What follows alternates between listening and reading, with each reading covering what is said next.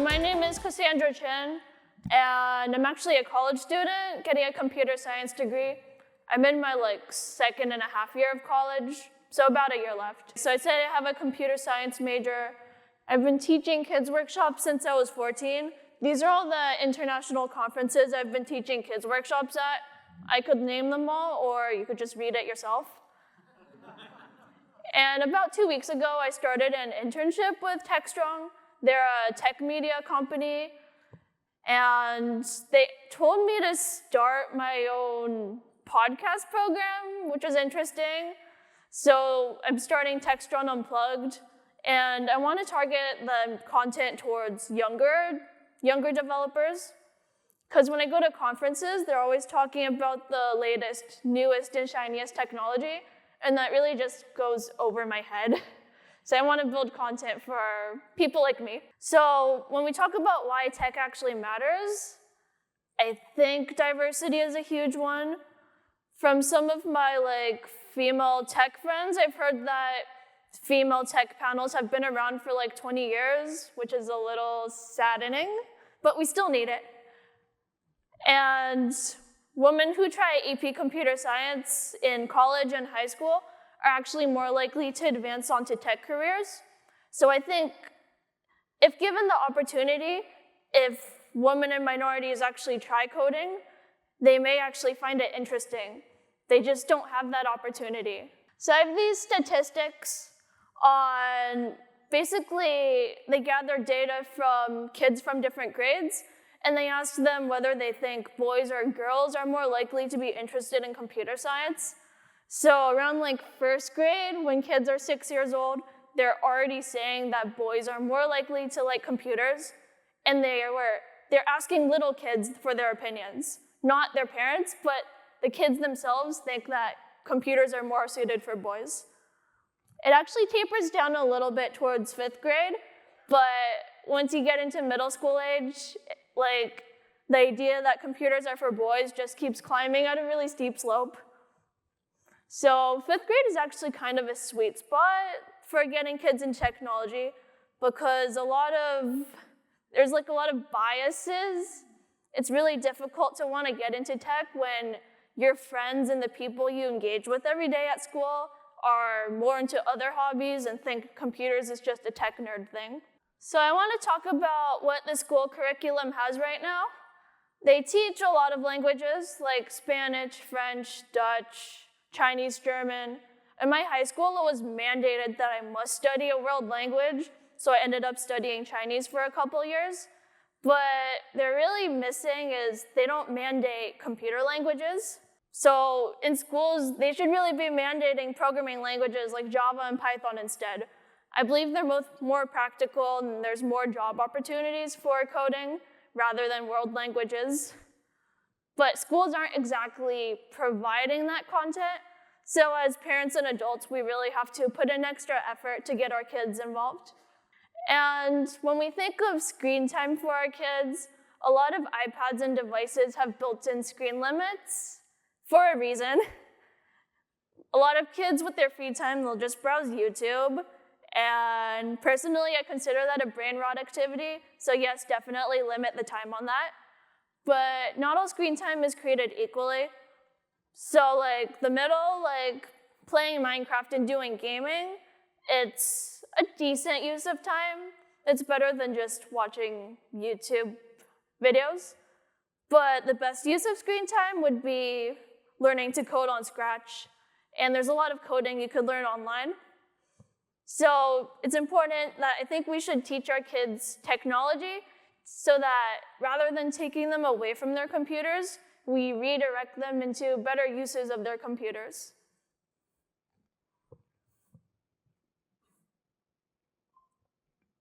And I'm going to talk about a bunch of common mistakes for parents. So number one mistake is simply leaving your daughters out. It's really hard to avoid this because it's drilled into our minds.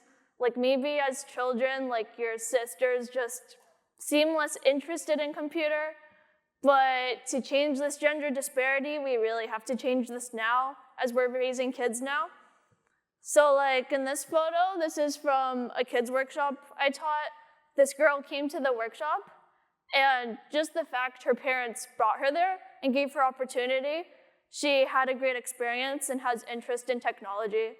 And she's also getting interviewed, which it's a good experience. And this is a typical Bay Area kids workshop, pre-COVID when I was teaching. So you see there's a lot of boys in the room. I'm not sure the parent counts, but there's one girl. I hope we can change that, so please bring your kids to more tech events. And computers at home matter a lot. Just by having a computer at home, not an iPad, an actual computer, so maybe a laptop counts, then it lets them navigate through it and do something other than just play mobile games. And you don't need to be good at math to be good at programming. When we have kids, normally we're like, oh, they're good at math, they're gonna be a computer genius when they grow up. That's not really quite right. So these are just some statistics on what kids enjoy the most for normal school subjects. So you can see foreign language is actually really low. Apparently kids hate learning a second language. And math is the lowest. But computer science is really up there. So if we assume that kids who like math will like computer science, even if all the kids who liked math also liked computer science, which is highly unlikely, we'd still be missing out on so many kids who could enjoy programming.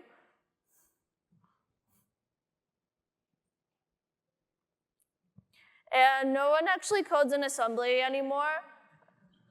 Assembly, I think, actually does require math, but we're not in that era anymore, so don't impose that on us younger people.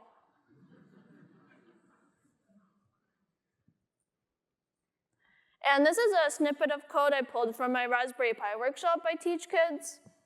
In the workshop I teach, I just ask the kids to code main.whistle, so it's a really simple introduction. But also in this code, you don't see any math operations. Like, you don't need high-level math to actually code nowadays, so just do away with that preconception. And I'm sure many of you have studied off a book like this when you were learning computer science. And my college, unfortunately, still uses books like this. It's a horrible introduction to computer science. It really hurts your brain and not actually that practical for real coding. So these are better books for getting your kids interested into technology. They try to connect gaming to coding to try to make it fun. And the first book I actually wrote myself, Fippy's AI Friend. I'll talk about it a little more later.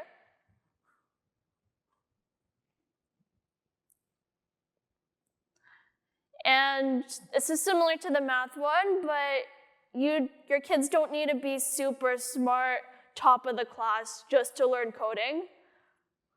Like literally any average person or below average, okay, that's a little mean, but anyone can learn coding.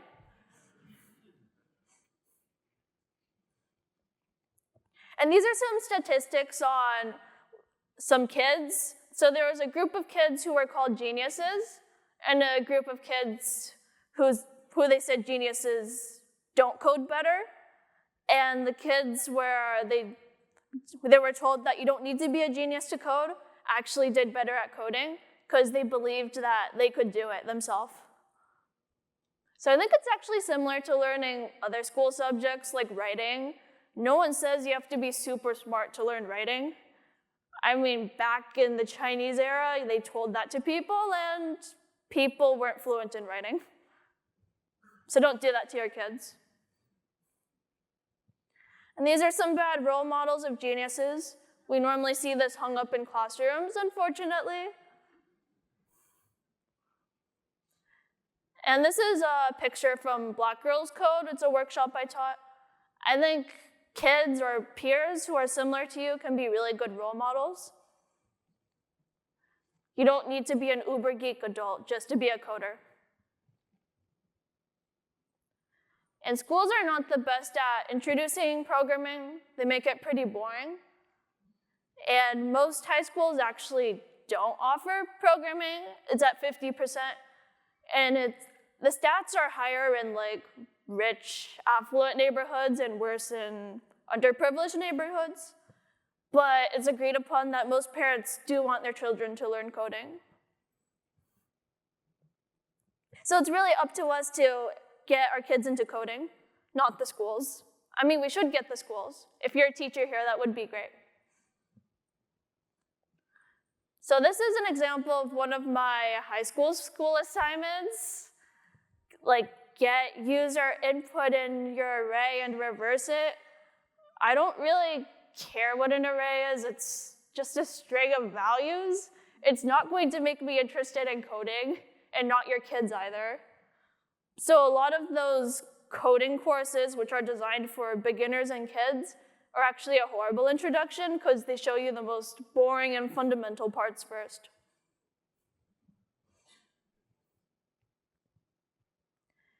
And this is a better introduction to coding. So this is actually Deecha and Andy when they were younger. Now they're about as old as me now. But this is a Lego workshop. It's very hands-on. And there's not that much coding to it, but just the fact it's fun. As long as it's fun and kind of tech, then kids will be interested in doing more of it later.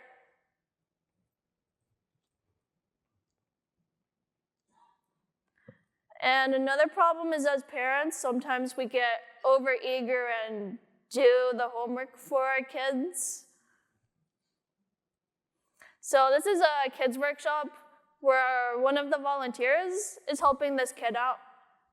The code is very complicated because this is a Minecraft workshop, and the parent has their hand on the mouse. So he's helping the kid, but the kid is probably lost and doesn't know what's going on. So when you're teaching your kids how to code, never grab the mouse or keyboard. And if they have to grab the mouse or keyboard, it means the content is too hard for them. So this is another workshop instructor, hippie hacker. He has his hands on the cane, and he's verbally telling the kid what she has to do. Because the kid is doing it herself, she actually understands the process step by step, so she's learning more.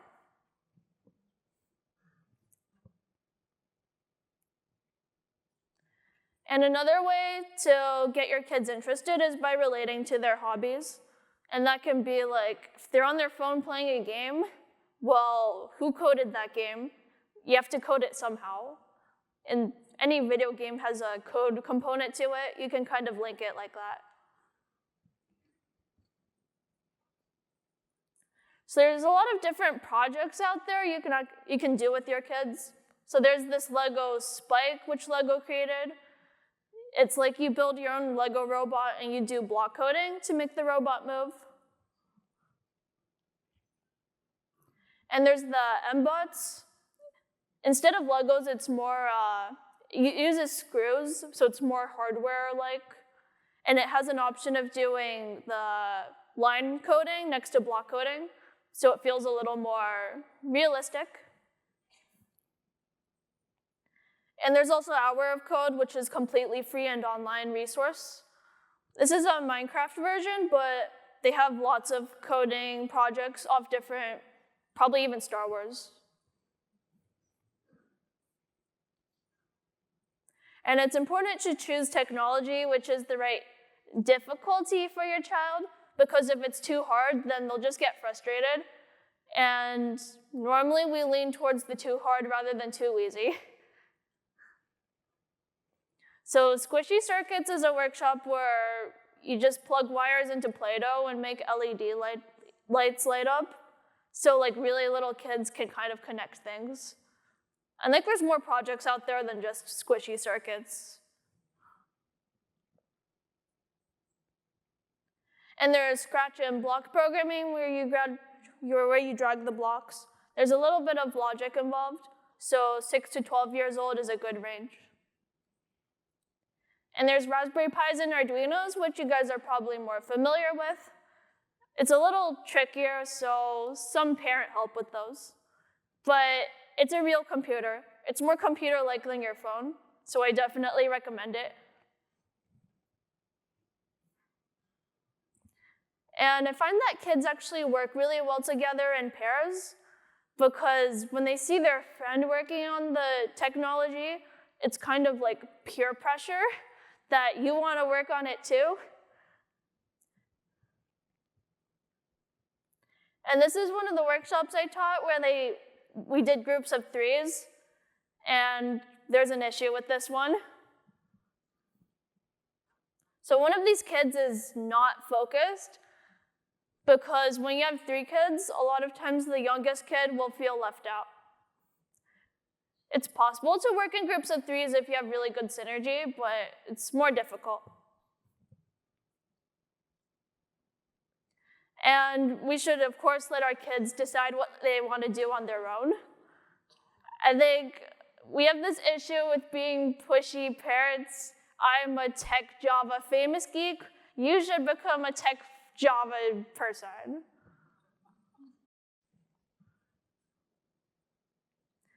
So this is how we perceive programmers. They're glued to their laptops, drinking coffee. I think this guy is missing gray hair, but you get the point.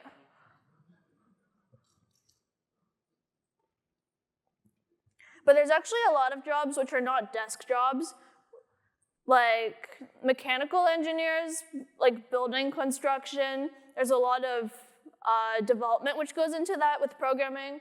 And even for the financial industry, someone has to design the stock programs and update it. And of course, game designers, it's a more fun take on programming. So there's a lot of jobs there besides just desk jobs. And you should take your kids to locally run workshops. The third one is a run in Georgia, the Kids Club Seismic. So that might be a good place to research into and to get your kids into. And this is a book I wrote, Fippy's AI Friend. I mentioned this in one of the earlier slides in books I recommend. And it's a picture book.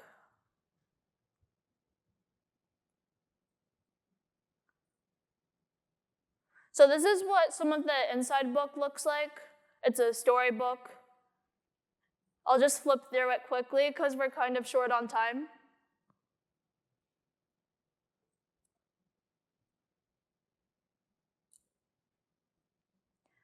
But the fun part of the book is it's a Scratch Workshop book.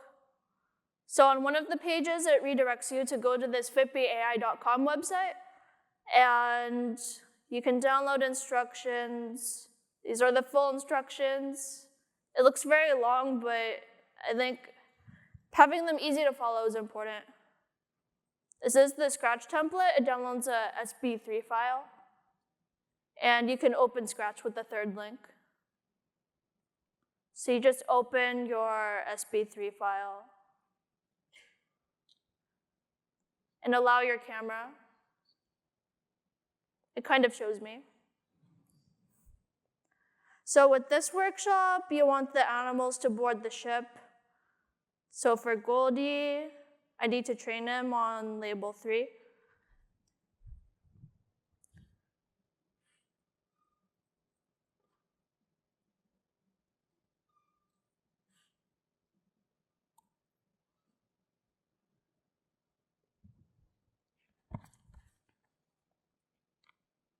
So in this book, there's lots of characters you can do the scanning on. So you need to train each character. The program has to recognize each character. So basically, you hold an animal up, like Goldie, the go-gopher we all love. You have to train it.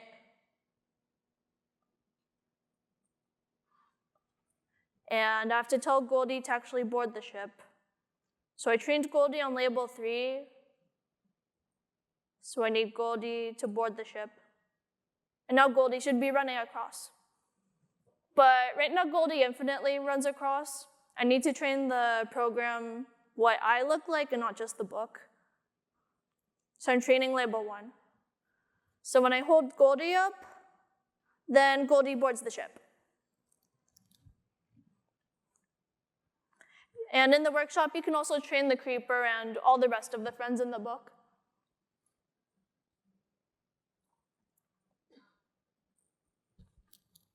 So thank you for joining today. And I hope you do more exercises and activities with your kids. If you want to try the book with your kids, the workshop takes about an hour, and you can buy it on Amazon with the QR code.